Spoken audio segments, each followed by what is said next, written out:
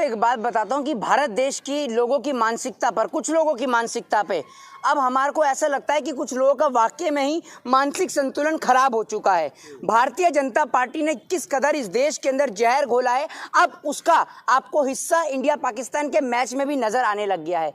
आपने कुछ टाइम पहले भी मैच हुआ था जिसमें मोहम्मद शामी को ट्रोल किया गया था। अब उसके बाद आज जब मैच हुआ इंडिया पाकिस्तान का कल, तो आप देख रहे हैं कि अर्शदीप को ट्रोल किया जा रहा है, जब वही लड़का एक अच्छा प्रदर्शन करता है। अब आप एक बात बताइए, दोनों बॉलर्स की कंपैरिजन देखिएगा, एक और भुवनेश्वर कुमार को देखिएगा जिन्होंने 4 ओवर फेंके, और एक और आप अर्शदीप को देखिएगा जिन्होंने 3 ओवर की 5 गेंदें तक फेंकी। ठीक है, चौथा ओवर डाल देते, लास्ट ओवर था। तो आप दोनों की कंपैरिजन करके देखिए कि एक बंदे ने 40 रन दिए हैं और एक बंदे ने आपने देखा कितने 27 के आसपास कुछ रन दिए हैं। लास्ट ओवर में भुवनेश्वर कुमार जब 19वां ओवर करा रहे होते हैं तो वो 19वें ओवर में 19 रन देते हैं, लेकिन कोई उन्हें ट्रोल नहीं करता कि वो जिहादी हैं, पाकिस्तानी हैं, मुसलमान हैं या खालिस्तानी हैं। आप तो आपस में ही लड़ रहे हैं।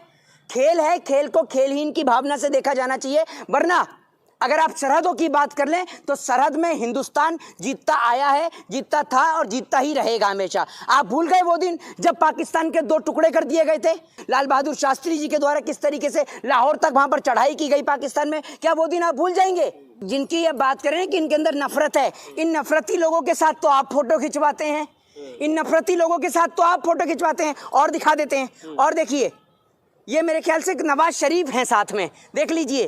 तो आप लोग तो इन नफरती लोगों के साथ फोटो खिंचवाते हो, ठीक है ना। और प्रधानमंत्री नरेंद्र मोदी जी क्या हैं? चलिए ठीक है, 1 सेकंड के लिए मान लेते हैं आप अर्शदीप को ट्रोल कर रहे हैं।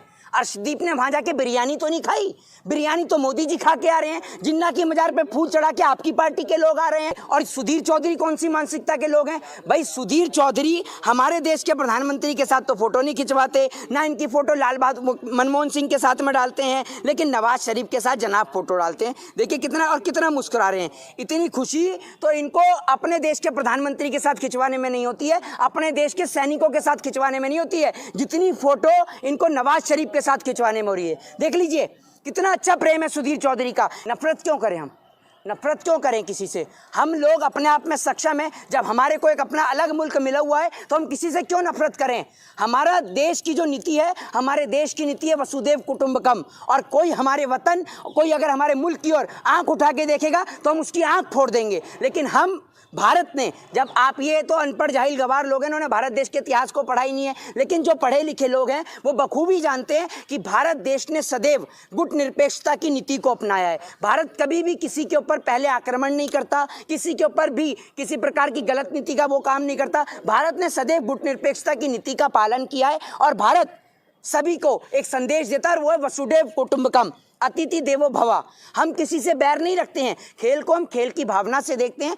पाकिस्तान से हमारी कोई जातिगत दुश्मनी नहीं है, पाकिस्तान तो हमारे देश का ही एक अंश है, पाकिस्तान तो हमारे देश का एक अंश है, लेकिन हम उसको आने वाले वक्त में जो है अपने देश के अंदर फिर से मिलाएंगे। नरेंद्र मोदी जी वाले कहने वाली तरह से नहीं कि हम जो अखंड भारत बनाएंगे, क्योंकि ये तो भारत के ही टुकड़े कर रहे हैं, भारत देश के लोगों को ही तोड़ने में लगे। लेकिन हम अखंड भारत एक दिन बनाएंगे। जब इस देश का नौजवान एक होगा तो उस दिन भारत असल में अखंड भारत बनेगा और भारत विश्व की एक महाशक्ति के रूप में निश्चित तौर पर उभरेगा। लेकिन कब उभरेगा? जब हम इन मानसिकता से ऊपर उठेंगे, जब हम एजुकेशन, हेल्थ और डेवलपमेंट की ओर ध्यान देंगे। अगर वो जो आप जो कह रहे हैं कि खालिस्तानी है या पाकिस्तानी है, तो वो पाकिस्तान के लिए खेलते ना, इंडियन टीम के लिए क्यों खेलते, ये बताइए। जबकि पाकिस्तान जैसे मुल्क के अंदर तो आराम से क्रिकेट टीम में सिलेक्शन होता है, लेकिन फिर भी उन्होंने भारत देश की टीम को रिप्रेजेंट किया। इसी प्रकार की गंदी सोच इन्होंने मोहम्मद शामी के लिए प्रयोग करी। मतलब इस देश का मुसलमान गद्दार, इस देश का सिख गद्दार, ठीक है ना, हिंदुओं का आप कतलेआम मचवा रहे हैं। मतलब इस देश के अंदर अगर कोई भारतीय जनता पार्टी की गुलामी करे, बीजेपी के तलवे चाटे और बीजेपी की तरफ से मोदी मोदी चिल्लाए, तो वो इस देश के अंदर सच्चा देशभक्त है। बाकी सारे देश विरोधी हैं। होली को भी निशाने पे लिया नहीं तो मैं बताता हूँ, निक्कर वालों को उतार दो ना, एक निक्कर वालों को उतार दो और एक उसको उतार दो, वो भी सच्चा देशभक्त है। नीला टॉयलेट के लिए और लाल बाथरूम के लिए अक्षय कुमार, वो भी तो देशभक्त है। नीला टॉयलेट के लिए, लाल बाथरूम के लिए करता रहता है।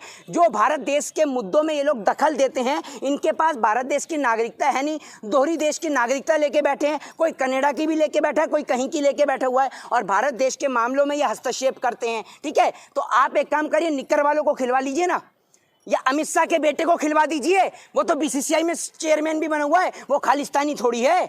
उसको दे दीजिए बैट हाथ में देकर, चश्मा लगवा के उसको खिलवा दीजिए। नहीं, अमित शाह जी खुद आ जाएंगे पिच पर बल्लेबाजी करने के लिए। और नरेंद्र मोदी जी तेज तो गेंदबाज कोई है ही नहीं। मेरे ख्याल से अगर 19वां 20वां ओवर जो हर्षदीप ने फेंका, उसकी जगह पे अगर नरेंद्र मोदी जी से फेंकवा देते ना, तो भैया सारे क्लीन बोल्ड हो जाते, क्योंकि मोदी जी से लंबी तो कोई फेंकता ही नहीं।